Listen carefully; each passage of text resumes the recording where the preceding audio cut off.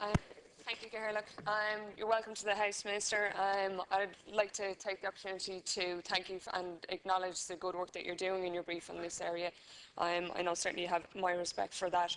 And I'd like to acknowledge I was watching your opening remarks on the monitor, and I note that you acknowledge the work that had been done by Minister Finran as well, and I think that's good because I think this is an area where there's actually been massive progress made, both over the last 18 months and previously by the government as well, and colleagues have referred to the Residential Tenancies Act and how there have been big changes in terms of security of tenure for tenants, putting in place a dispute resolution process. I know from when I was a previous life as Students' Union officer in Trinity, the nightmare scenarios that students were dealing with, both in terms of poor standard of accommodation, but also as well at being at the mercy of landlords when there wasn't an independent dispute resolution process. So I think that great improvements have been made, and it's important to acknowledge that. I also want to support the remarks that you made earlier about the bedsit regulations. I think 4 years is plenty of time. It's been plenty of notice. I think it's quite remarkable that anybody could justify having bedsits in this day and age. I think it's quite incredible the standards that people have been living in, and in fact that they persisted for so long. But I do want to say that I think some of the suggestions that have been put forward by Focus Ireland for how it can be rolled out and how we can make sure and bring in the new regulations that we do as much as possible to support tenants, I think have merit. I want to just mention some of those. They've recommended that local authorities should implement an information campaign to inform tenants of non-compliant bedsits about the new regulations and should flyer areas with a high concentration or particular parts of Dublin where there's a high concentration in this type of accommodation. And I think it would be good to do a leaflet out to those areas to let people know about the new regulations and also to advise them on their options. To advise them that there are housing agencies that can help them and to advise them to contact the local authority. And I also think that there's been there's suggestion as well that tenants should be of such accommodation should be fast-tracked for a housing needs assessment. I think is important as well, so that they're at least they should be in terms of being prioritised on the list. Of course, it should take in the same factors as everybody. It's important if we want to get people to move out of this accommodation straight away that they get an assessment done as soon as possible. So I suppose in general I think that huge improvements have been made for tenants, and that's very welcome, and I appreciate that others aren't trying.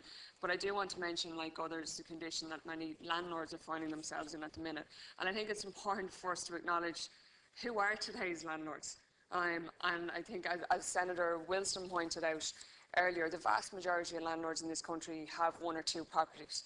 At the current time, huge numbers of them are who never wanted to be landlords in the first place and don't want to be landlords now. I know that I have friends who, before they were married, each bought two one-bed apartments, and now that they have a family, they've had to move on to a house and they're renting out the apartments only because they're so deep in negative equity that they can't actually sell them. So I think there are a lot of people who feel trapped, and a lot of those families as well are tenants in themselves because they couldn't afford, in not being able to shift their previous accommodation, couldn't afford to buy a house for their family, so they're actually renting a house from somebody else while renting out their previous properties. So I think people are just caught in a whole messy spiral that's been the fallout of the property crash. And I think it's important to acknowledge that that landlords, a lot of the people who are landlords at the minute aren't making any money from it at all, and in fact are losing a fortune on properties that they simply cannot sell. In that context, I think that it's very, very unfair that people have to pay tax on losses from rental income.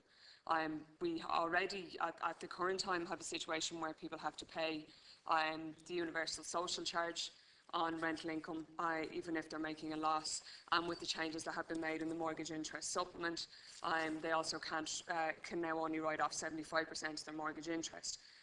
So you have people who are paying tax on losses, and I think it's quite extraordinary when you compare the fact that multinational companies making huge amounts of profit are able to write off every expense under the sun to minimise their tax exposure, and then you have families, as I said, who are losing money on apartments or on houses that they simply can't sell.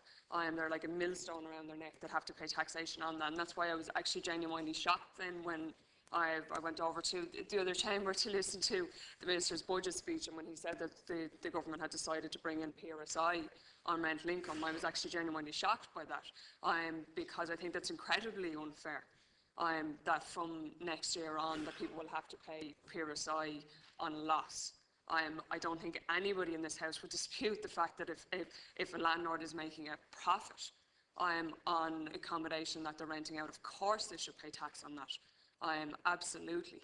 But if people are losing money on it, then they shouldn't. And I just think that's a basic principle. It's a principle that we accept right across the rest of our taxation system for companies and everybody else. And it strikes me that the only people who are paying tax in this country on losses are landlords. And as I said, them are people who never wanted to be in that situation in the first place and have their own problems with negative equity properties and mortgages and that as well. So I would just urge you, I think you're doing a good job, and I know that you're a reasonable person. I would urge you to do what you can to get the government to reconsider that situation before the PRSI change comes into place. Thank you.